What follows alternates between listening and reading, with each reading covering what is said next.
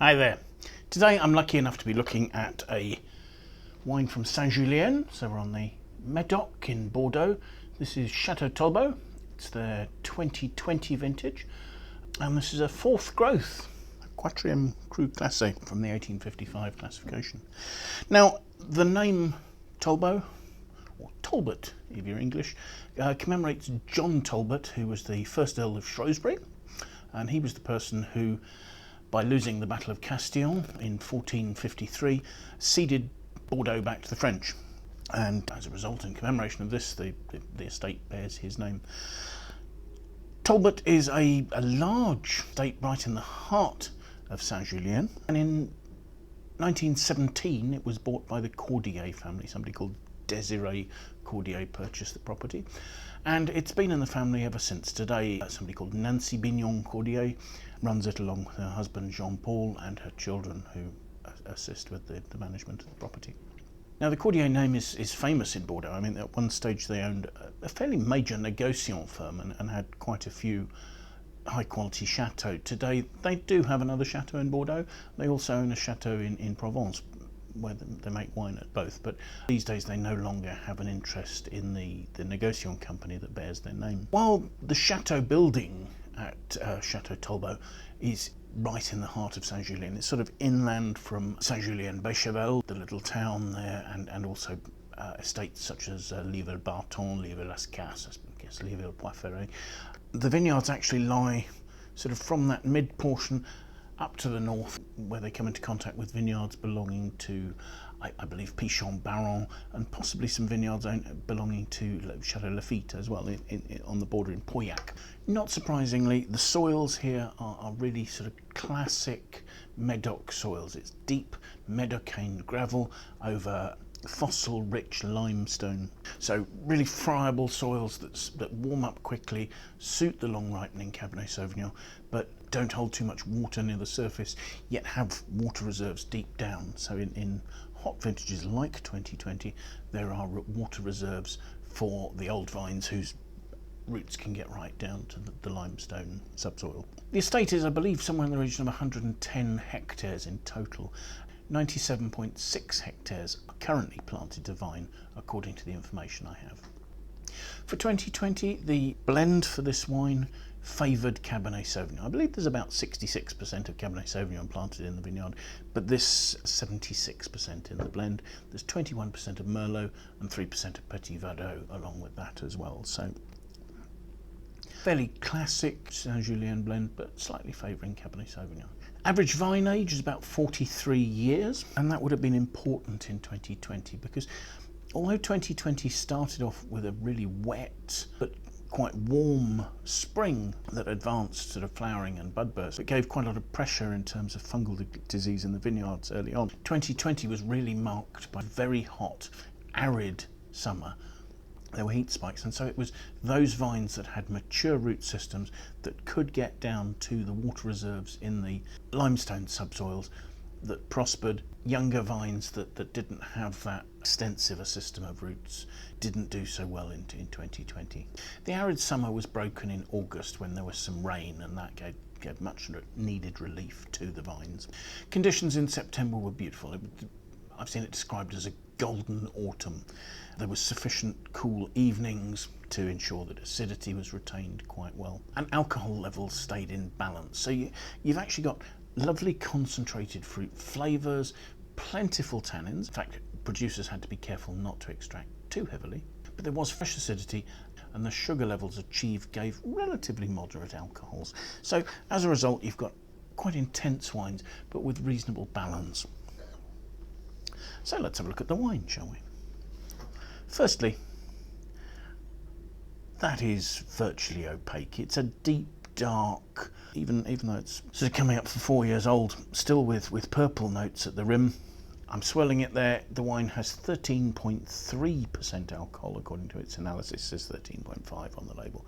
It's clearly got some structure. It's forming tears quite readily, and its colour is such that it's actually staining the glass. So there's certainly plenty of concentration in the wine. So let's see what we make of the aroma, shall we?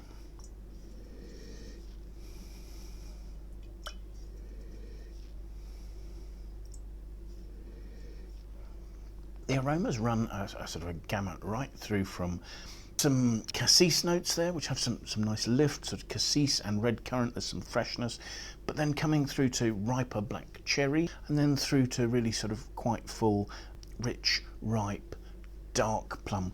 Almost the first notes of development there. Perhaps a little bit of forest floor, or perhaps a little bit of sort of tobacco leaf. This certainly is a sort of a dusty graphite undertone to the aromas. So let's taste, shall we?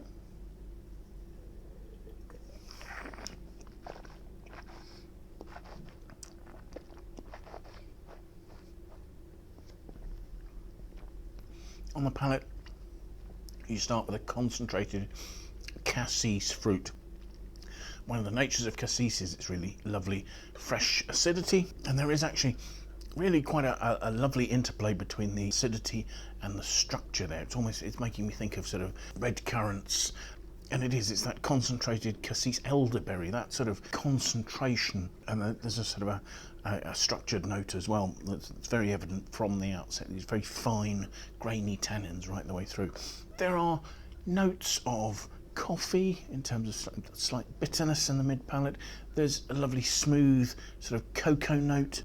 There's a deep, rich, dark fruit core. It's not quite to the extent of being licoricey, because the acidity is giving it more lift than that. It's a sort of a concentrated black plum damson sort of note. There are dusty notes and notes of graphite to the fore. And I think that's where the oak is showing itself, because there's not really a particularly cedary note.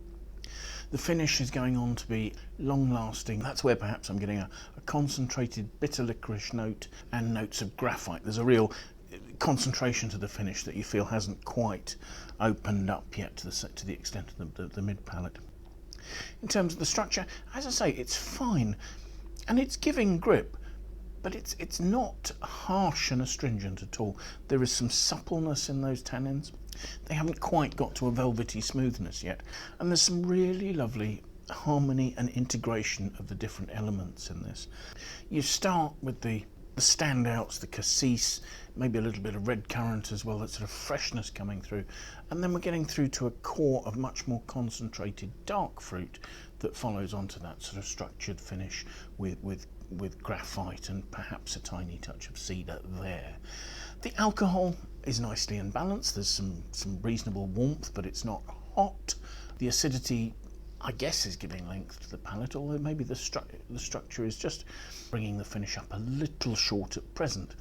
I mean, clearly this is a wine that ideally you'd leave for another 4 or 5 years before seriously drinking, especially as here I've got this in a magnum, so its development will be slowed by the fact it's in a larger format bottle.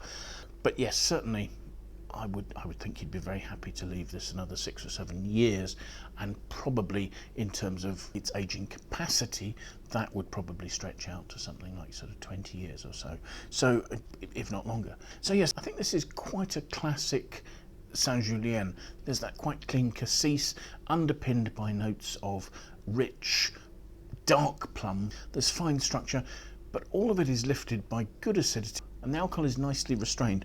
So yes, I think this is a good example of a Saint Julien. I think it's a good example of how soundly made a wine Talbot reliably is.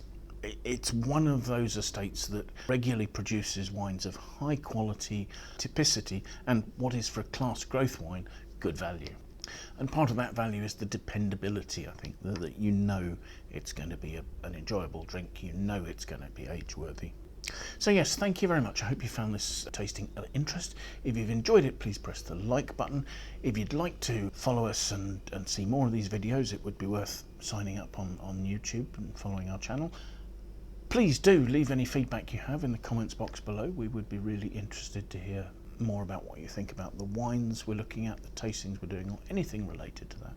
There's a link in the notes below to how you would find this wine via the Wine Searcher website, and there's more information there as well for you, so do please follow that. Also, if you have any friends who you think would be interested in the video, please feel free to share it. But most importantly, do please try and find some time and come and join us at another tasting in the very near future, won't you? Thanks again. Bye for now.